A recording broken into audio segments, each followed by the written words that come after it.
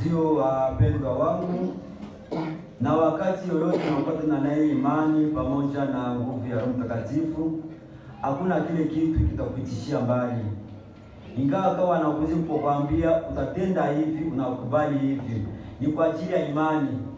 Asante kama vile watoto wa Mungu, kama vile kwa imani yetu tumjue. Asante mtumishi, asante ndugu, asante dada, unakubali hivi, na wakati unatenda hivi, na Mungu yetu ndio Mungu wa mbinguni atahakikisha ile kwa ile imani unakuwa tena nayo, na kwa ile nguvu ya Roho Mtakatifu unakuwa tena nayo.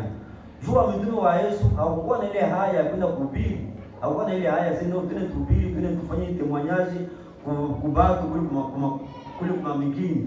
Walienda katika imani yenye Yesu Kristo aliwaambia, mwende katika vijiji, mwende mhubiri. Tazama sasa ile nguvu ya Roho Mtakatifu iliwajaza namna gani, walipata umati wa watu, walipata waamini. Nasa vile kwa saa ya asubuhi watoka hapa, utaenda katika nyumba yako, utaenda katika nyumba yako, utaenda tangaza habari njema kwa imani yako. Tusikia neno ndani ya nyumba ya Mwenyezi Mungu. Mimi niko ni apostolike, unaniona mimi niko hapa na kuja hapo kuwapatia mahubiri, usikie hivi na hivi, utasikia haya. Usisikie haya kwa ajili ya neno na kwa ajili ya Roho Mtakatifu. Wakati Mungu alipatia agano Abrahamu, aliyokutoka hapo wende, aleta vyote, akatoka akaenda. Na kule kwa ajili yako kule alienda, alipata matumaini kwa Mwenyezi Mungu, alipata matumaini na alipata walua wa kesho kubwa. Nasi vile tusikuinuka katika mapendo yetu ya kwanza, kusudi tusikate tumaini kwa Mwenyezi Mungu. Tusikate ahadi yake na imani yake, kusudi Mungu wa mbinguni atatutolea mafaa kubwa na tutolea matumaini kuna mapendo na zaidi na zaidi.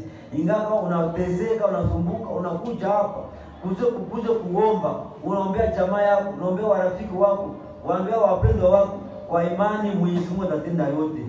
Wakati yote Yesu Kristo atutayarisha katika harusi mwana kondoo, sio tu tutatayarisha na utume tutatayarisha sisi sote. Kama vile uko hapo, uko kijana huko mume au uko mke, unaona kijana anakuja mbele yako, unaona dada, vrema hapa mimi nakupenda. Wakati nakupenda hapa, mimi najua mwezi wa 7 mimi nakuoa na kutafanya mariage.